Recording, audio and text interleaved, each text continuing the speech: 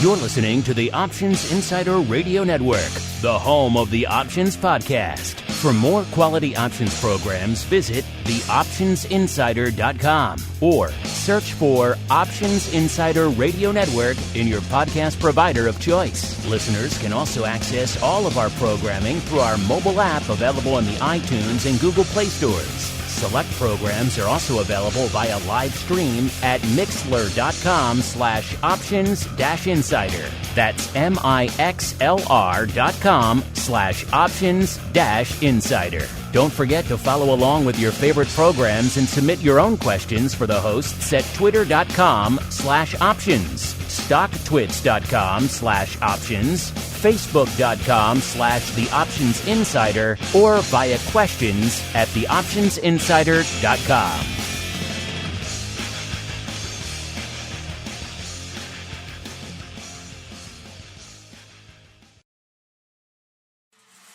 Welcome to Volatility Views, the premier program for volatility traders. Each week, we'll take a deep dive into the world of volatility with in-depth analysis, trading activity reviews, strategy breakdowns, cutting-edge education, and much more. We'll also bring you exclusive conversations with the traders, researchers, and asset managers who are reshaping the volatility landscape. If it involves volatility, then you'll find it on Volatility Views. Volatility Views is brought to you by MIAX, one of the fastest options platforms in the world. MIAX is now trading options on the SPIKES Volatility Index, offering pinpoint accuracy, radically faster dissemination, and a highly transparent settlement auction for confident trading, all for competitive exchange fees. It's time to make a change and give yourself an edge with SPIKES. Learn more about SPIKES at www.miaxoptions.com/spikes. Options involve risk and are not suitable for all investors. The statements made are provided for information purposes only and are not intended to provide and should not be relied on for financial or legal advice. And now, it's time to take a deep dive into the world of volatility. It's time for Volatility Views. All right, everybody, it is time, once again, for Volatility Views. That means it's Friday, 1 p.m. Central, listening live. If you're listening after the fact, could be anytime. Could be 2 a.m. in Estonia, for all we know. As long as you're tuning in, listening, downloading, subscribing, and, of course, keeping those questions coming. We do indeed love to hear from you guys. My name is Mark Longo from the old network, as well as from the optionsinsider.com. Hope you guys are getting some benefit out of the flood of content that's coming your way. If you guys have, in addition to your questions, if you have suggestions for things you want to talk about, for example, a lot of you still have questions about all the craziness, what happens when an exchange shuts down, what happens to the options, all that fun stuff. So we're putting together a special episode about all that stuff because you guys keep asking it over and over again. So if there's stuff like that, if there's particular issues that are really top of mind for you guys you want us to address, or maybe a topic or a show or a guest, let us know. You guys know how to find us, and we're happy to try to accommodate the reasonable requests here on the old network. All right, and joining me to accommodate your reasonable requests today on the Volatility Views show. First, let's go on out to the hinterlands of Chicago here, but perhaps for not much longer, where we are joined once again by the greasiest of meatballs, Mr. Mark Sebastian from OptionPit.com, by way of Carmen Line Capital. First off, Mr. Meatball, welcome back to the program. And B, what are these rumors I'm hearing? You're going to be a Texas meatball soon. What the heck is that, sir? Yeah, no. So we're going to keep our offices in Chicago, but I may personally move to Austin, Texas in the coming months, just because it's a nice change. I mean, we were down there 2 months ago, and it is 65 and sunny, and everyone in Chicago is out. It was like that in February in Austin, and you get a lot of the nice California weather without all the terrible California taxes. So, but obviously you have issues with the summer there, so we'll probably come up for the summer for a few months, do our Option Pit event, do some Cubs games, do some podcasts from the world headquarters of Option Insider, and do some trading from Carmen Line and Option Pit's headquarters in Chicago. I don't know if I can handle a meatball with a Texas drawl. I'm just saying right now. That's going to throw me for a loop. they're gonna love my accent in Texas. I can tell you that much. If you start coming on here saying y'all, that might put me over the edge. I don't know. Meatball. Yes, the meatball. Do they even have meatballs in Texas? Who knows such things? There was, I noticed there was a lack of Italian restaurants in Austin. A definite dearth of that. Great barbecue, though. I've been to Austin many times. My brother used to live there. I know it pretty well. Check out the Bats. That's their claim to fame over there. But interesting. The meatball heading to perhaps sunnier climes. Of course, not exactly auspicious times for house shopping, so might have to put a little bit of that on hold. But eventually, when all this madness restores itself, the meatball heading perhaps to the southern climes. And also joining us, I'm not sure where he's beaming in from. We'll have to see. He's holding down the MIAX hot seat. Is he out in Princeton? Is he in and around Chicago? Let's find out. Mr. Tom JARCK, the volatility product specialist. Got the right guy over there at MIAX. Tom, welcome back to Vol Views. A, how are you holding up over there? And B, where are you joining us from today? Tom, I believe you have muted yourself, sir. Hit that mute button. We'll hear all your good pearls of wisdom, sir. Okay, sorry about that. I am actually working from my home over in Rumson, New Jersey, a little far from Princeton, about an hour, actually due east. Just kind of looking out my window here, stuck in my little home office. But, I think like everybody adjusting to working from home, I feel like everyone I've been talking to is a little bit more open now, a little bit more settled and kind of used to this. And, a lot more conversations are happening. And, MIAX, coming off a very busy month volume-wise. Obviously records around the industry all over, but particularly to MIAX, had some great results, and they were pretty excited across all the exchanges.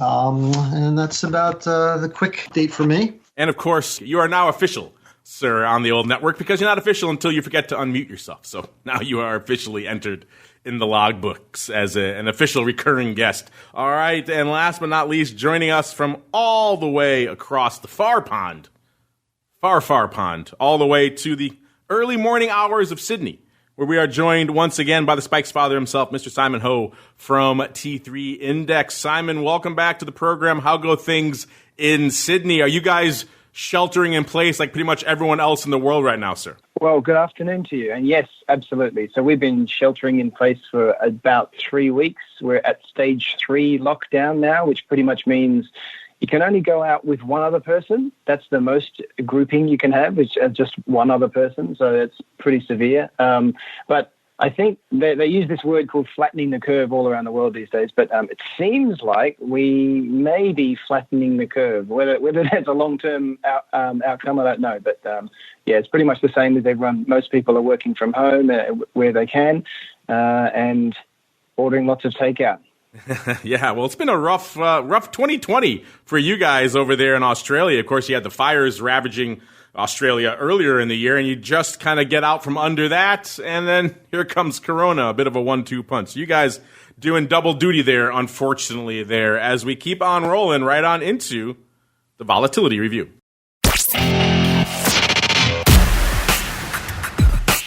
It's time to break down the latest developments in the volatility trading world. It's time for the Volatility Review.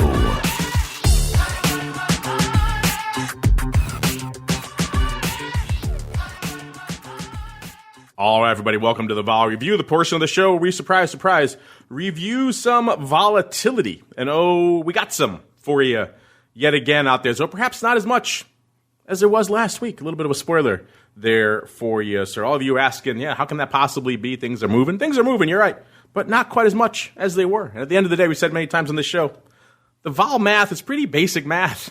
If you're not moving X%, it doesn't translate into Y volatility. I don't care what other arguments you may have for it. And that's kind of where we find ourselves today. But we're getting a little bit ahead of ourselves. Coming into today, of course, we were on the heels earlier of terrible jobless claims numbers, 3.3 million, then 6.6 million. So you're talking a total of about 10 million people filing for unemployment claims just in the past couple of weeks. So people were looking towards a pretty terrible non-farm payrolls numbers this morning.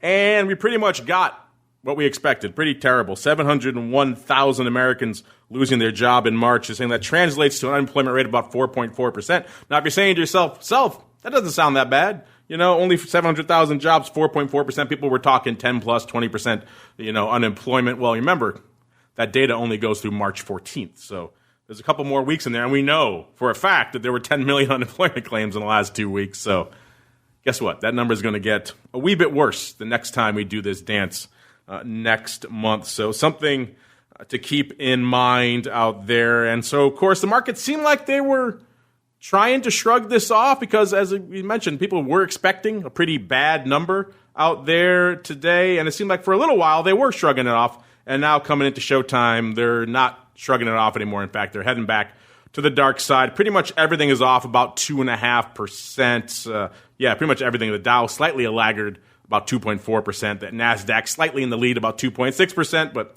pretty much everything off. Gold taking a lift. Oil also getting more of a lift as they're continuing the hopes, the rumors for this detente out there in this kind of ridiculous price war now that is going on top of the demand decimation that has happened as a result of the coronavirus out there in crude land. So perhaps crude bulls getting a bit of a lift over there the last couple of sessions. Now, if you're looking for some optimistic outlook out there, of course, as Tom alluded to earlier on the show here, it's not all bad news. Obviously, these are not the environments anyone wanted, but of course, volatile environments tend to translate into a decent amount of volume out there, and that's pretty much what we saw for March. The numbers coming out of OCC. If you want the full breakdown, tune into the option block yesterday. We did it all for you there, but really quickly, OCC numbers up nearly 63% from March of last year. It's pretty much the most active month on record in the history of the options business. Again, no one likes how we got here, but that's where we find ourselves nonetheless. Also interesting and worthy of note, futures volume, which is predominantly VIX futures out there, was about 7.8 million contracts. That's almost up about 21%. That's decent volume, but again, perhaps not as much as you might think given how active the vol complex has been out there. And as Tom has alluded to, decent run out here for MIAX land as well. I'm looking at the numbers here for March 2020. OCC also breaks things down by exchange group, and their market share in MIAX jumping up from a 7.3% to about 10.3% market share over there for 2020. You get into equity options is even more, 11.5%. So maybe, Tom, we'll start there. Let's start with an optimistic ray of sunshine in otherwise dire times. Walk us through what's been lighting up your tape over there in MIAX over the last week, sir, and what's going on with these market share numbers in MIAX, sir? I can't really get into too much of the specifics on that. I'll leave it more to Shelley. But, in general, I think, obviously there's been more volatility in the markets. There's a lot more trading going through. I think with some of the floor closings and some of the other, interesting dynamics, there's just been a pickup of general flow over to the MIAX exchange. The technology is top notch, and it's hasn't really missed a beat through the whole cycle here. So it's been it's been pretty enjoyable to watch and be a part of. I'm still learning my way around, so I don't want to get too deep in the weeds and talking about it. But it's definitely been celebrated from to your point. It's not the way we want to be increasing market shares due to coronavirus and all the things going on in the world right now. But overall it's been working well. And from our from the CEO talking, it's we like I said, we haven't really missed a beat. So kind of hats off to everybody on that. And then, it's kind of feeling like, I don't know, is vol kind of dampening here a bit or what? I'll leave that to you to lead off on, but it feels like, things are starting, we're getting a little bit narrowing in the ranges here. So, but this oil move is pretty drastic. Yeah, it certainly has the feel of a bit of a vol dampening. Let's get to that, listeners. Of course, spikes over there at about a 49 right now. That puts it down, 14, almost 15 handles from where it was this time last show. VIX cash, similar level, at about a 49 as well. That puts it down about 15 handles from where that was last show as well. So I think fair to say a bit of a, I like that term, a dampening out there in all things vol. And of course, the volatility, aka VVIX, also down to about a 145, puts it down, a whopping 70 handles from where it was this time last show. So like I mentioned, things are still frothy, things are still volatile. VIX and spikes around 50 are by no means not volatile, but also down from their historic, some might say, just unsustainable levels. I mean, we were moving 4+% a day for weeks on end. That's not sustainable in the long, at least no one wants it to be. sustainable. Most of that movement was also in one direction for quite some time, which led to some problems out there in the market. We'll get to those a little bit more in a bit. But first, let's go back across the pond. Simon, we find ourselves in interesting times once again out here, sir. What is catching your eye out there in T3 and indeed Spikes land, sir? Yeah, well, you said it. We live in interesting times, and that's a bit of a curse in terms of Chinese rhetoric. So that's definitely been true. I think what's been catching my eye is we've been expecting the vol to come down. I mean, like you guys and like most people who are professional vol traders, we knew that the up at 60 odd in the index and almost that, I think, for the April contract, it was simply unsustainable, and still probably is. I mean, the level is extraordinarily high relative to history, and also, as you say, things are quieting down a little bit. Of course, nobody believes that we're out of this coronavirus thing by any means in the short term, but I just think that this is very, very, the term structure is extraordinarily backwardated, and the vol level is still very, very high. So a couple of things, I suppose, that I would like to note this week. One, I think it's very interesting. Last time I was on the show a few weeks ago, we were talking about 50 Cent, and we were postulating, I think Meatball was on then as well, where we were talking about how much 50 Cent would have made on that trade. I saw an interesting article yesterday in Zero Hedge, for those who haven't read it, where he sort of came out yesterday, outing himself. His name is Ruffer, and it's the fund that it's an eponymous fund, so it's called the Ruffer Fund. He basically, we all know he made a mozza out of that, but he has now decided that using VIX, at least for the medium term, is not going to achieve his aims, and he's actually switching to gold. So I found that very interesting. So, if he's stepping away, then that certainly takes out some of the bid that would be in the market naturally for this stuff. So that, I think, was a very interesting turn of events. The other note I would say, there's an article, I think it's today in Bloomberg, but there's an article here talking about how the short volatility bet in variance swaps, so this, rather than doing it via the VIX, which is a kind of a synthetic invariance swap, you can do this over the counter, so you can sell variance swaps. And so this is more for the professional market who can do stuff off exchange. But apparently that's short S&P index vol via variance swaps has lost people in the order of sort of over 46%. So that's a bit of a travesty, and I think... Yeah, and you'll also lose some players as a result of that too. I mean, well, it totally makes sense, right? Look at the realized vol that a variance swap had to deal with, right? I mean, that was, where were 1 year, 6 month, 90-day variance swaps pricing themselves 45 days ago, right? Nowhere near where we actually moved. And those completely blew up. And in terms of 50 Cent, I can't say I disagree with them. We've gotten, the thing about vol is it is the ultimate hedge, in my opinion, when implied volatility is low, when risks are low, when it's a risk-on market. Volatility hedges everything. It will hedge, it's a non-correlated hedge to bonds. It's a non-correlated hedge to equities. It's a non-correlated hedge to, just about everything except for maybe gold. But once you get your big blowout move, you have to wait for it to kind of reset itself before you can start using it again. If that makes sense. So.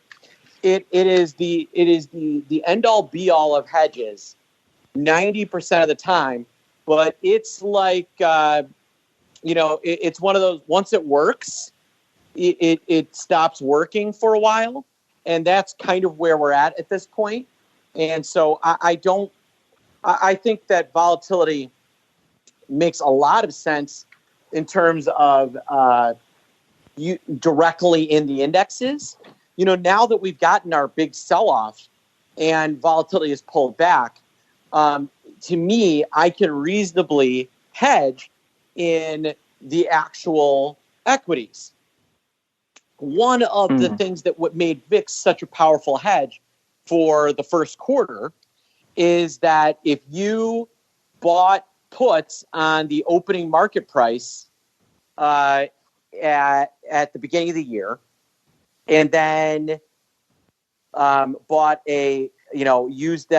about the same amount of protection in VIX, you far outperformed using VIX because we rallied 400 points between the beginning of the year and the top of the market, when really where everything really fell apart. We were, 15 points from the top of the market when all of this began on that weird sell-off on that Thursday. So your hedge that you bought, your 6-month or 1 year hedge that you bought using a June put, did not pay you very well. Unless you bought did like a Bridgewater where you bought in September a ton of way out of the money puts in like March, right? Then you had to have almost perfect timing with those. If you bought a January 2021 put or a June 2021 $3,000 or $2,800 put, it worked, but not at the same rate and to the same success that the owning out of the money VIX calls in May and April and June worked. You just did exceptionally well, like 50 Cent said, buying the 22 calls relative to buying a 2,800 put.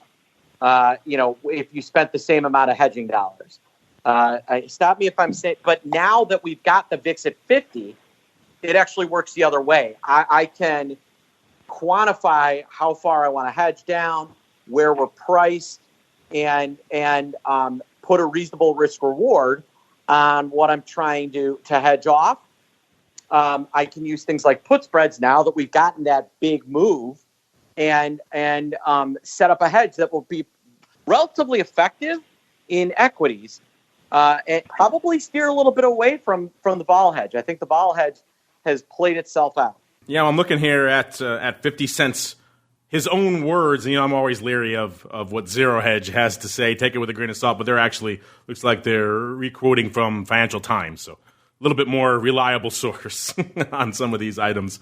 And they're saying his name is Jonathan Ruffer. He's a hedge fund manager out of Ruffer Capital in London. He had a long letter to his investors here. I'll just pull up some interesting nuggets from him. He says this is a far harder market to navigate than the crisis of 2008. I think we've all said that on this show in the past. These are much different times than we saw back in 2008. The markets are very different than they were back in 2008. In some ways, much better. Many more products available, usually more liquidity in some senses, other senses, not so much. We're going to get to that in a little bit as well. Of course, we're all completely electronic now as well. There are no floors to rely on, which is an unforeseen circumstance out here. But he kind of sums up exactly what we were just talking about here. He says he picked up the VIX because the volatility catastrophe insurance was relatively cheap. And there were many people who were happy to enter the other side of the trade with him. But these days, he says the catastrophe insurance did absolutely everything that might be expected of it. He bought VIX calls. He also says he bought some puts on like the S&P or indexes here in Europe. So those also worked pretty well. He said it is now spent, which kind of gets back to what we were just saying. It has to reset itself a little bit. It is likely to be some time before this insurance again prices at levels that makes it attractive as a defensive investment. I don't see him mentioning gold, but that could be a later part of this article. Mr. Meatball, 50 Cent kind of agreeing out there that VIX, at least for the time being, sir, is a spent instrument. Sounds like you concur as well, Mr. Meatball. Yeah, I mean, in terms of what he was trying to accomplish, yes. Does it still have all kinds of other wonderful things? VIX, spikes, any of those options. Do they still have all kinds of wonderful things that you can do with it? Yes. In fact, at this point, I see volatility as a wonderful, and I mean this, I see volatility as a wonderful short hedge. So I think the trade that I've been kind of zoning in on or eyeing is almost like short the market, short vol, or short vol, long put 1x2 or put butterfly. There's a lot of really cool things you can do But volatility, if you're a market short that thinks that we're going to go to hell in a handbasket, you should be hedging your position by shorting implied volatility. And so think like the opposite of a hedger. I mean, it's still hedging, but most people think volatility is only for hedging the market tanking. No, volatility is a wonderful hedge for market shorts once it explodes. And, that is where it is highly effective with what I'm seeing right now. Certainly are some interesting setups out there. Before we go any further, I touched earlier at the start there about some of the positive signs of everything that's going on out there in terms of course, volume. All this volume is coming in spite of the fact that there are some concerns and some issues out there on the liquidity front. Our buddy Mr. Matt Amberson from ORATS was on our Advisors Options show last week. He kind of mentioned this, what he's seeing out there in terms of spreads. Made him sad as a former market maker, quite frankly. Andy Nybo out there I believe he's from Burton Taylor, and I used to be a Tab Group analyst, put an interesting piece out about the volatility market makers out there in the space and who's playing out there and how well they're doing. And Matt kind of responded to that as well, saying, but the tragedy occurring in the options market is the bid-ask spreads in the less liquid names. Below are the weighted average bid-ask spreads and implied volatility points for the S&P 500 components. They usually average about 0.5% wide, and normally they reached an astounding 11% in 2008. And again, going back to how the comparisons from now to 2008 aren't quite the same thing, they've more than doubled since then to now. In the past few weeks, they're now 22% wide. He calls this not tradable and a threat to the overall business. Kind of hard to argue with him out there. And your buddy, Mr. Rock Lobster, also chiming in on this today. He put out an interesting tweet. I just like it. He drew a little stick figure. He calls him Volman. He says, Volman looks at the volume in VIX and is sad, sad, sad. He has lived through many bear markets, and he knows the lack of liquidity is the most telling sign. Maybe the news is this weekend is getting better. Tom, you're our go-to exchange guy here. I'm kind of curious, are you guys seeing this as well out there across the markets? Are you hearing these complaints from some of the market participants, and are you surprised that we're still able to put up the numbers that we're putting up, despite the fact that things are getting a little dicey out there, Tom? I'm not directly, my role at MIAX is focusing more on the vol products. So I'm not really talking to the clients about the bid offer spreads, and being that we're a little away from the office, it's hard to get a grasp of what a lot of those conversations are. But even myself, in my own personal trading and just looking at the markets in general, I do definitely see, bid offer spreads, quite wide, and depth of market is much less. And it's natural because you're at a higher vol level. And I think as, traders and market participants become more comfortable with these levels, things will tighten again. You'll see some of that happening. But as things move more, as volatility is higher, that you can trade, I guess, less size and pick up bigger spreads than in times when vol is very low. You need to trade bigger size to get the same P&L, if you will, because the bid offer spreads are tighter, things aren't moving as much. So I think that's a part of it too. Is just the people can thin out their liquidity and widen their markets a little bit and still have the same revenues as trading more capital and more tighter spreads and higher volumes in normal times. So I don't know if that makes sense, but it's definitely definitely seeing things widen up in general across the curve, across all the different products. Yeah, it's something we've been echoing on this show for a while. Stay small, stay nimble out there. You don't need to trade size in markets like this. Small, a little bit will do you out there in markets like this. Mr. Meatball, what do you think about what your compatriot, the Rock Lobster, has to say out there? And are you, too, a fan of Volman? I like Volman. I think he needs to make more appearances, sir. I told him that he should turn it into a comic book. And his wife's an artist. He should employ her to make Volman not look ridiculous. But yeah, there's that I think that there's a hope for Volman if he can get a face, a little more definition. He could use some working on. I'm down for a Volman comic book. I think that would be amazing. Simon, are you seeing these same kind of concerns, or are they not perhaps as pressing for you out there right now, Simon? Well, Matt's obviously the resident expert relative to me, but I would echo what Tom was saying in that I think this is a natural function of markets, obviously, because, the more wild that prices become, the less you need to do to get the same bang for your buck or loss if the case is that way. But yeah, I think it's fairly natural. I mean, this is the sharpest fall of any fall in the U.S. equity market ever, including the Great Depression in 08 and 87 and 2003. So this is unprecedented in terms of markets and uncharted waters. So of course the bid offer spread should have widened dramatically. I guess I'm just echoing what all three of you have already just said. I mean, it's a function of markets. Yes, it's a bit unnerving, but I think what's happening is probably people are rotating into more liquid stuff rather than doing the peripheral, which makes it even worse. It makes it appear worse, because if you look at the sort of the 15 or even 20% of the bottom least traded stocks or stock options, of course, people are going to shy away from that and eschew that for the more liquid names. So I don't think this is a problem per se. I think it will pass pretty quickly, if the VIX and spikes can sort of stabilize.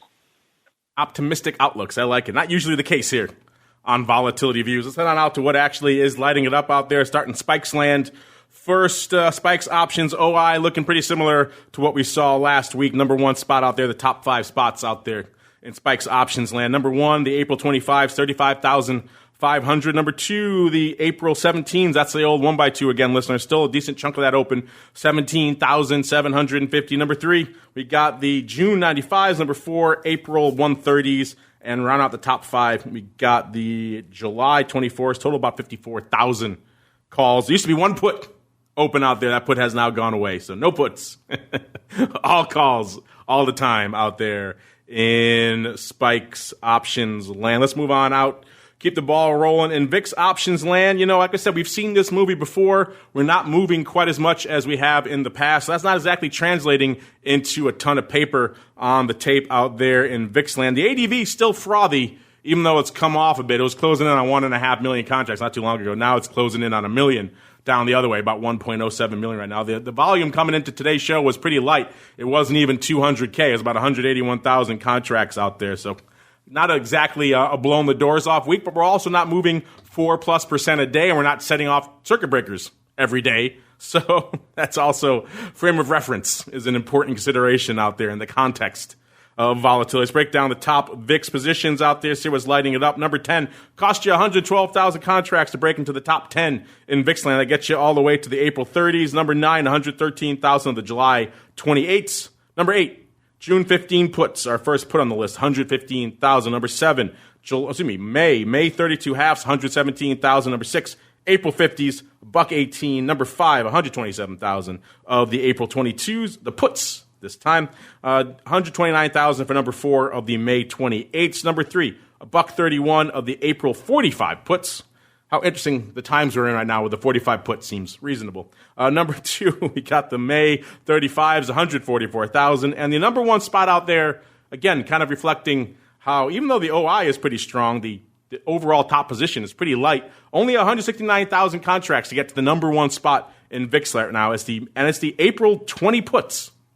Interesting. A lot to unpack there on that one. Let's head on out really quickly to see what we're trading out there in VIX land. Again, kind of a light day, like I said today, only 181,000 contracts on the tape.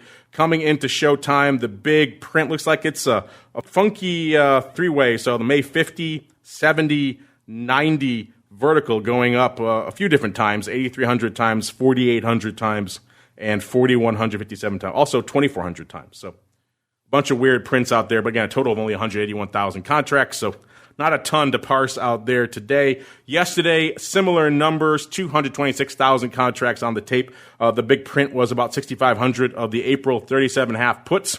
It's kind of quiet in VIX land when the big print is a 6,500 lot out there. Also saw what looks like maybe, I guess you can call it a funky ratio iron condor, maybe. It was the April 30-40 put spread being done on a ratio 3,800 by 5,700 times against the April 75-110.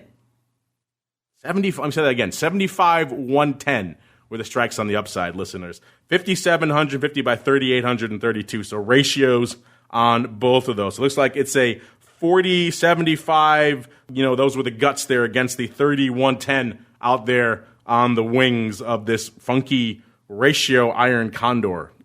Weird print. I guess if you add up all those contracts, it's a little bit more than 6,000, but still just a weird one kind of across the board. And looks like also maybe a bit of an April risk reversal. The 840, 67.5 risk reversal going up nearly 5,000 times for about, looks like 20 cents. Wednesday, 300,000. That's again light paper, which is why our ADV is coming in. The big print 870s, about almost 6,000, 5,700 of those, as well as looks like an April, June 75 call roll, which is kind of funky. We're in funky backward land when the 875s, when that roll is being done, and you're actually collecting, looks like 8 cents.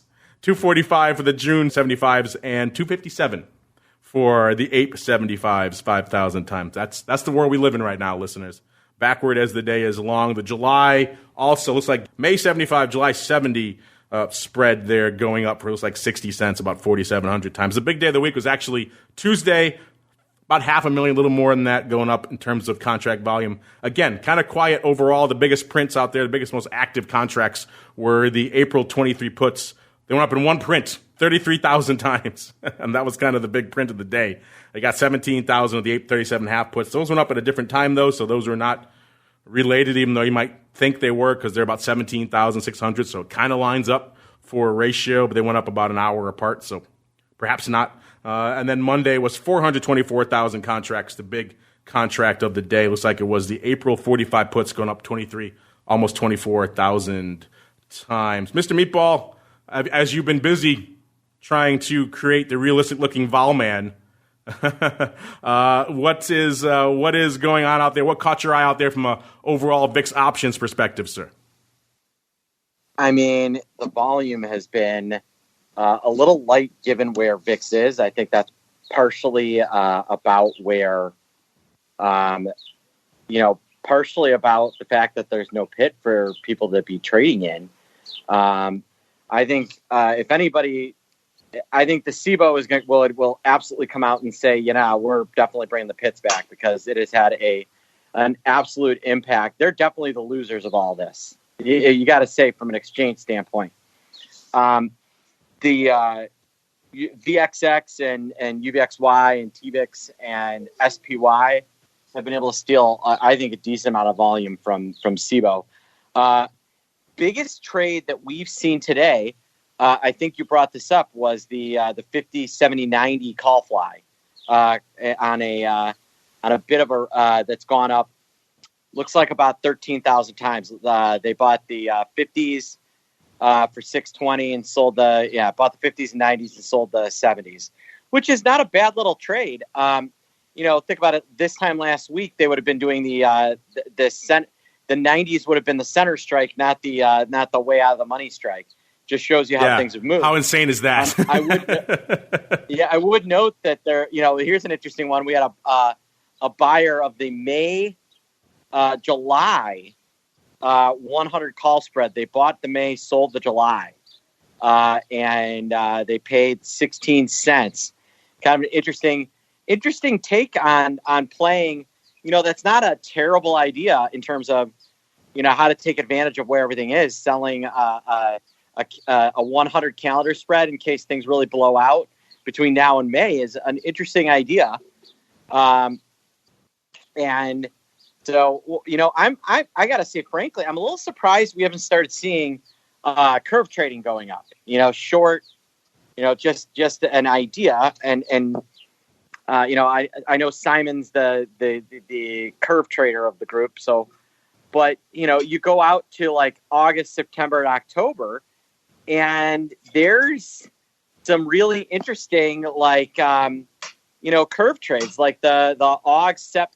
Why wouldn't I want to sell the August September 35 put spread or 40 put spread, or the September October, also a little tight. Obviously October has that election in there, but or the July August.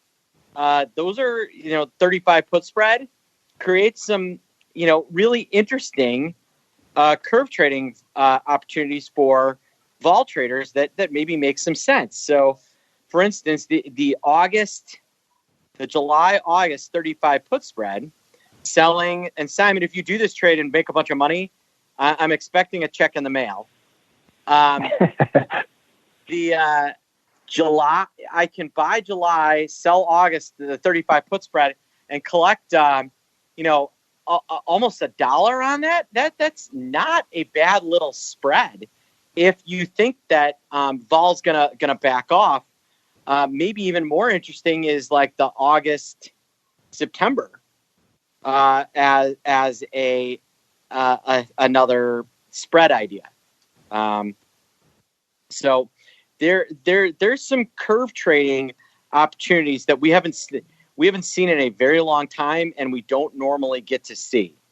It's funny. You're right, because we were in that environment right before all this started breaking. We were talking here on the show about the blip around the election cycle and how that seemed to open up opportunities. And we were talking about a lot of volume here in the weeks leading up to all this madness and the sell-off. There was a lot of curve trading going on. There were most of the trades we were breaking down were some sort of, diagonal or calendar taking advantage of the funky term structure out there. And you're right, crazier things have overwhelmed them, and that seems to have fallen by the wayside. But Mr. Simon, since you have been invoked, sir, have you been out there slinging the old curve, or have you been too busy, what'd you call it, stage 3 quarantining, sir?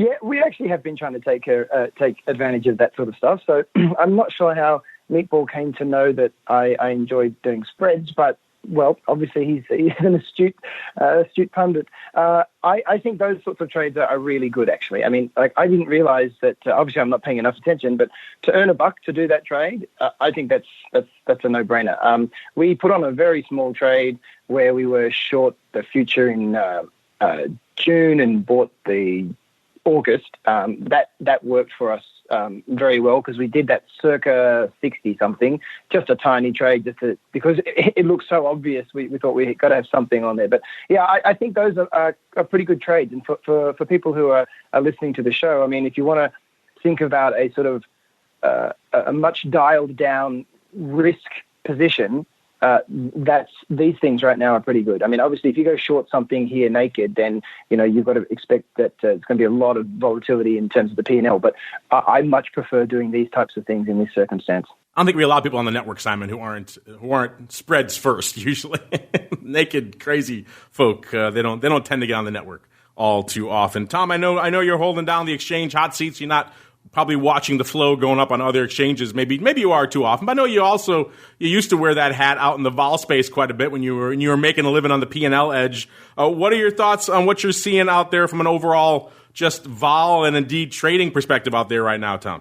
I think from a higher level, somewhat similar to what Mark was alluding to earlier, in some of the conversations I'm having with some, just friends or just people in the business, just talking about like market recoveries, what to expect, when's the market going to bounce back up, and like personally, I don't see that happening for a while. So you talk about a V shape versus a U shape, more in the camp of the somewhat of a U shape. So I do think personally, in a broad view, I feel like vols have a lot more to come down relative to equities going back up. So it's almost it's almost like doing a stock replacement strategy, but using short vol instead of long calls. Because to play a rebound in the market now, it's if you're putting all your equity to work, it's tricky versus buying calls, and calls the vol so high, so you don't want to do that.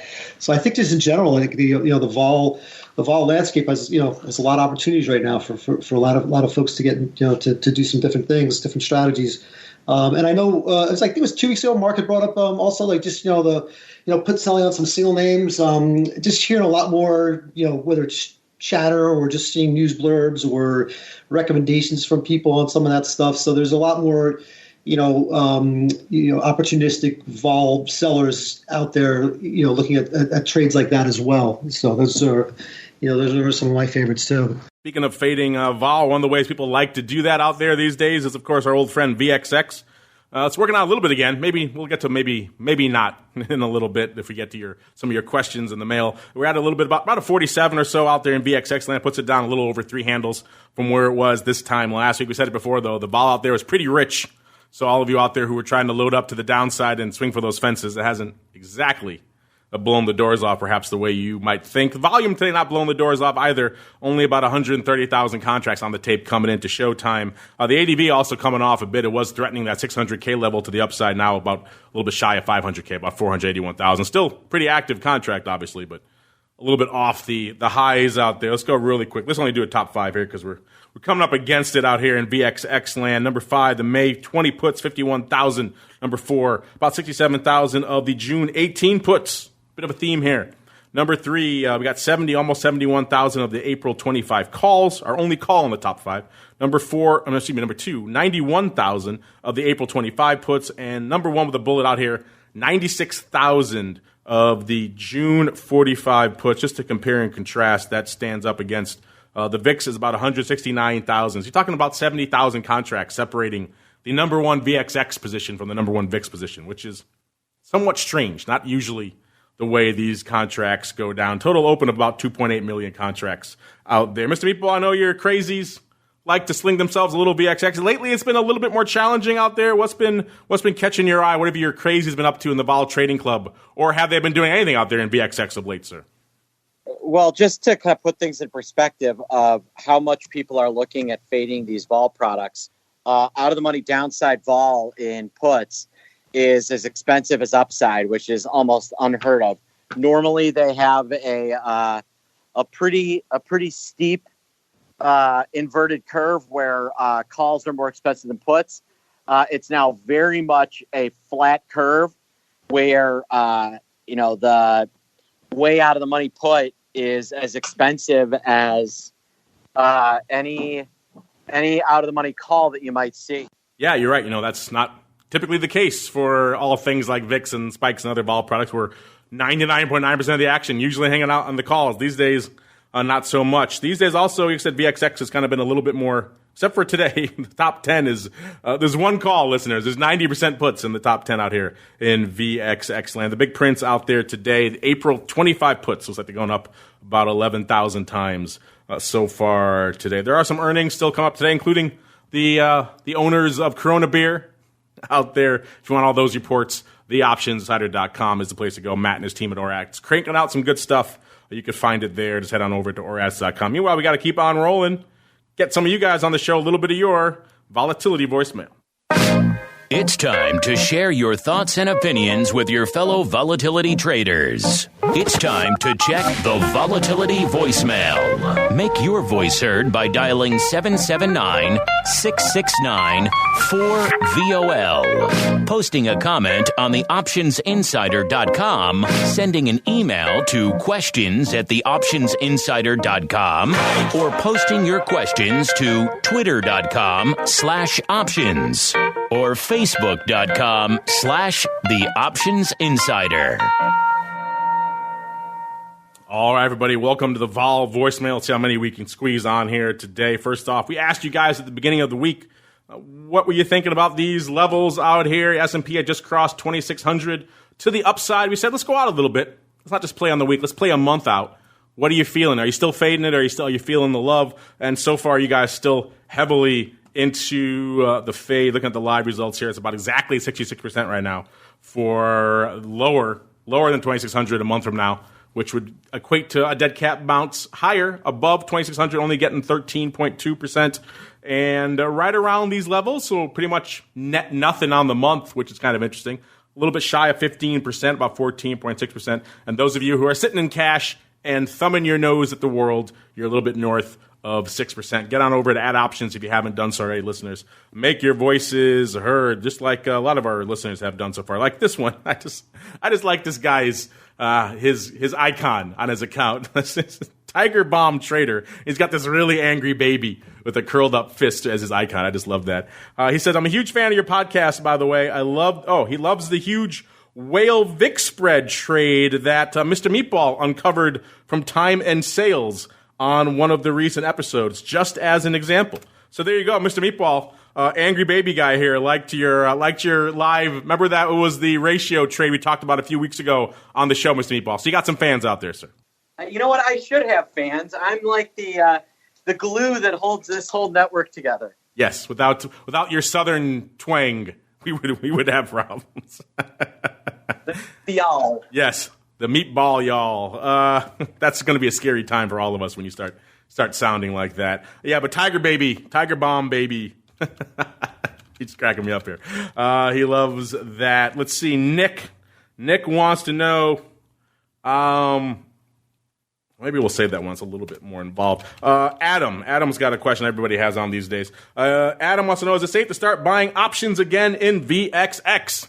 Has the vol crash happened? We were talking about it on the last show. I think we had a listener write in saying, what's up with these markets on these VXX slightly out of the money puts with like a week or two to go? These things were crazy. Well, I think they were about $1.50 wide. They were trading, crazy levels. If you, as you would have to in this environment, came close to lifting that offer, you can't really work it. The prices you would have got, even though VXX sold off, the amount of vol you were buying, it was pretty painful because the options pretty much didn't move. So it was kind of a bit of a dangerous road. We're still kind of in somewhat dangerous roads. Mr. Meatball, we were just talking about this earlier on the VXX section. I'm curious, have your crazies in your pitch chat, have they started to dive back into those getting long some premium in VXX waters, or are they still a little dicey? Yeah, the way we've been doing that is ratios and selling stuff. Going into this move lower, the cost of like longer dated 10 puts, 5 puts, 15 puts were just astronomically expensive. So while many of our guys have been buying premium, they've been doing that in conjunction with selling on a ratio downside. So I don't mind being a net owner of premium, buying the 40 puts if I sold 5 of the 10 puts against it to take advantage of all that crazy downside skew that is floating around out there. Yeah, we said it before. People have asked us if we like ratios. It's not usually the sexiest thing in VXX, but out there in these crazy aberrant times, you kind of got to do something. You can't just go whole hog and buy that vol. And so, yeah, ratios make a certain amount of sense. What doesn't make sense, Mr. Meatball, is you're getting way too much love here from our listeners. I might have to dial this back. You're going to get an even bigger head than you already have. First off, we got Marco Pirio chiming in.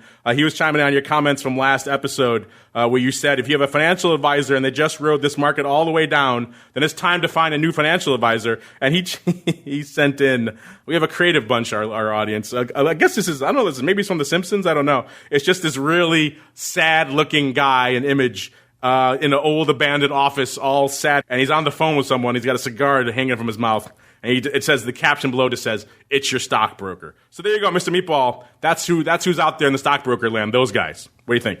Yeah, not a good time to be a just buy indexes broker, because we continue to show that they've now been reset where every fund is going to be way out in front, right? Like, so my fund is currently up on the year. If I just go in and buy indexes now, which I could do, the net return I'm going to get if they end unched is going to be phenomenal, right? And that's why what people are paying you pay your fund managers to outperform in sell-offs, not to keep up with the indexes when you just have carpet buying. And that's something that I think the retail public needs to get in their head. I mean, I literally had a guy try and pull his investments out in January, and I was like, "What are you doing?" And he's like, "Well, you didn't keep up with the market." I'm like, "Oh, just give me a chance, bud." And he's a happy camper that I talked him out of it. And that is what you're paying your manager to handle this. You're paying your manager to do 80 to 95% of the S&P on the way up and 10 to 20% of the S&P on the way down. If that's not the way his or her dynamics look, then you probably are not using a very good manager. I want to pay them 2% and 20 just to buy the S&P. That's what I want. That's what everyone wants out there, Mark. That's the gold standard out there. Let's really quickly see if we can squeeze a couple more of you in before you got to get to crystal ball. I know a lot of you have questions. Let's do some quick ones, comments. I think it was Mark Brand, our old buddy here, listening for a while. I think this came in last week. He was talking about downside in VXX as well. He said May 15th, VXX 21 puts at 50 cents could double if closed at 21 days to expiration. Well, I haven't checked on those. Hopefully they're doing all right. I haven't checked on those. They came in a little while ago, so hopefully you did all right. Hopefully you got out of them judiciously. And maybe looking at some of those ratios we're talking about here, Mark, because that's 50 cents is not bad. 50 cent. Our old friend 50 Cent likes it. But in general, those puts can get pretty dicey the farther out you go on that downside. One more here. Then we got to cut off the freaking meatball love train here, because this is just getting out of hand. Alex Lundgren, I think he wrote in last week. He said, I just tuned into the show when you guys started answering questions.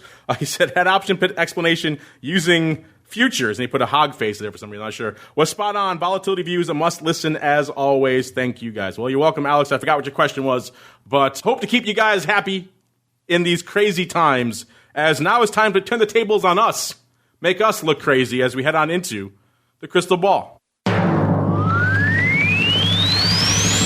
It's time to peer into the future and reveal what the volatility gods hold in store. It's time to look into the crystal ball.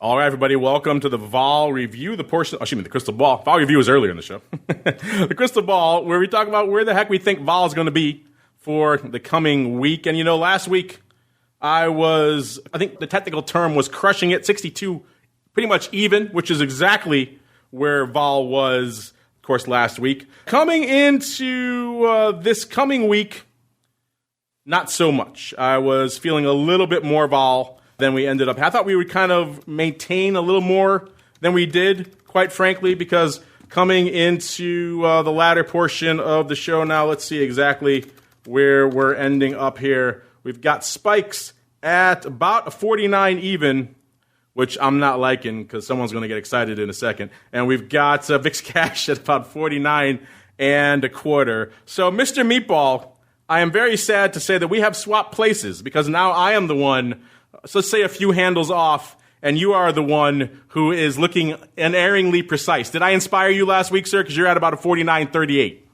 Yeah, you did. It was almost a dead-on spike in the ball, bullseye type of guess. So go me. I'm super excited. Well, you know what that means then. You get to go first, sir. So what do you got in store for us next week? You know what? You let me go first last week, so I'm going to let you go first this week.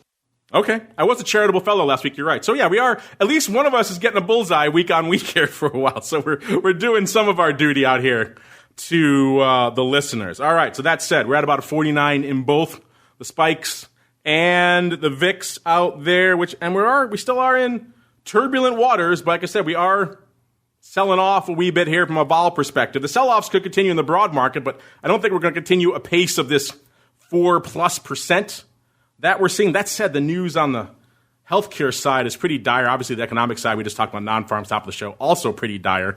I don't expect that to lessen in the next couple of weeks. In fact, all the information says it probably will be worse. The question is whether that will translate into enough sizable move to maintain these levels of volatility. I'm going to say over the course of the next week, I think we're going to be a little bit higher than where we are. I hate to play the Russell Rhodes game again here, where I'm picking higher the last couple of weeks, but last couple of weeks I have been, and I'm feeling it again, not as high as I was last week, obviously. And I'm going to go back up. I'm going to say we're going to be about 5 handles north of where we are right now. I'm going to say a 54 even. Mr. Meatball, I'll give you the choice. You want to go second, or you want to let Simon go second? Simon can go. All right, Simon, you have been invoked, sir. What are you feeling for this time next week in VIX and or spikes, sir? 46 even, both. Oh, nice. Look at you. Someone came prepared for today's show. I like it. All right, Mr. Meatball, what are you feeling, sir? I got to say, I'm more in agreement with Simon.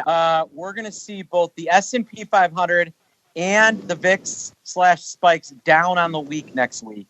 I'm going to say 41.38 for the VIX/spikes, and I think the S&P 500 may close 4% lower, 4 to 5% lower than where we currently are, despite that. And that insane times that we're in. And Tom, I don't want to leave you out. I know previously Shelley and others John haven't wanted to play in the crystal ball segment, but you wear a volatility hat over there, so it wouldn't be out of the realm of expectation for you to have some thoughts on the vol space. Do you want to join our crystal ball partay, sir? Sure, I could throw out a number. Before this is prior to anyone else's comments, my number was 41. So in spikes. Oh, sorry. So no, right there, but I'm going to go with 41. There you go, 41. I like it. So Tom, coming to play. I like it there in the MIAX hot seat. So let's give you our breadth of markets here, listeners. We got about 41 on the downside with Tom. Then we got the meatball at 41.38. He was looking pretty good this week. Last week, not so much. I flipped that for me. I looked really good last week. Not so much this week. Simon coming in Goldilocks in the middle there at 46. And me, uncharacteristically on the upside a couple of weeks in a row here at a 54 even. All right. Unfortunately, listeners, that music means we've come to the end of an epic journey here on Volatility Views. It's also the end of our broadcast week here for the network. Hope you guys are staying safe out there, staying sane. Hopefully our content is contributing to that in some way, shape, or form, helping you stay home, giving you stuff to do while you're home. You want to escape from your kids for a little bit, the family go off in the corner, listen to some podcasts. We got you covered. 13 years worth of content, so you won't go wanting. People have been asking for a while. You're going to get that best of feed up. Probably a good time maybe to do that now, so maybe we'll do that to help you navigate the minefield that is that 13-plus years worth of content. But before we go, let me go back around the horn. Tom, we'll start with you. Obviously, these are busy times in MIAX/Spikes land. If folks are intrigued, they want to learn more about Spikes or what's cooking in MIAX, where should they go? What should they do, sir? I think ideally the website, miaxoptions.com, would be the perfect part to start. And then, we also there's more detail in there about Spikes, and you can find your way through there. Or look me up on Bloomberg or whatever you need to do. There you go. Thank you. There you go. Good starting point. MIAXoptions.com/spikes gives you that snazzy little 2-minute video overview. Got all the data there, closing prices, settlement. Links to a cool show called Volatility Views you may or may not be interested in, as well as a lot of other fun stuff.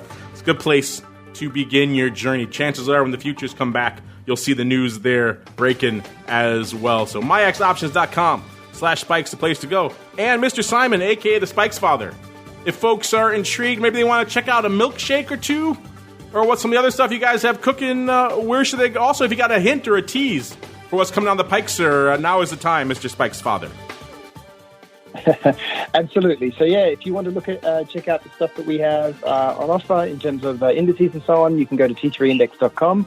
And no teaser today, but in the coming weeks there will be one. So stay tuned.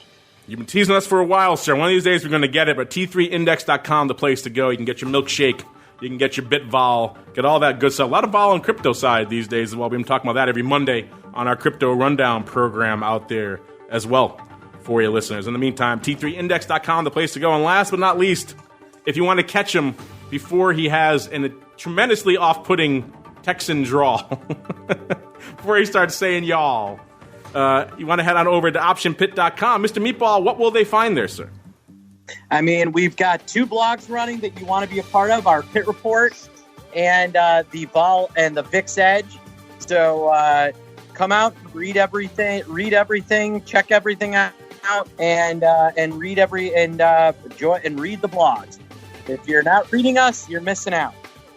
There you go, optionpit.com. Read the blogs. Doesn't cost you a cent, let alone 50 cents. And then, of course, you head on over to their webinars, all the other fun stuff that they do to keep yourself occupied.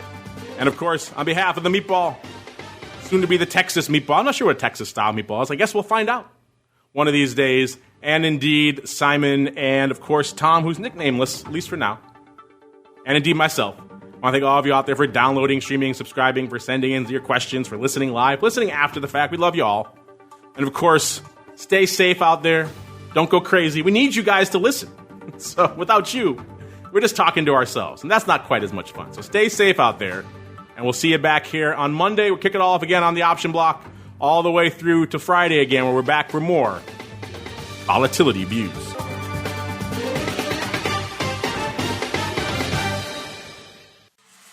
Volatility Views is brought to you by MIAX. one of the fastest options platforms in the world. MIAX is now trading options on the SPIKES Volatility Index, offering pinpoint accuracy, radically faster dissemination, and a highly transparent settlement auction for confident trading, all for competitive exchange fees. It's time to make a change and give yourself an edge with SPIKES. Learn more about SPIKES at www.miaxoptions.com/spikes. Options involve risk and are not suitable for all investors. The statements made are provided for information purposes only and are not intended to provide and should not be relied on for financial or legal advice.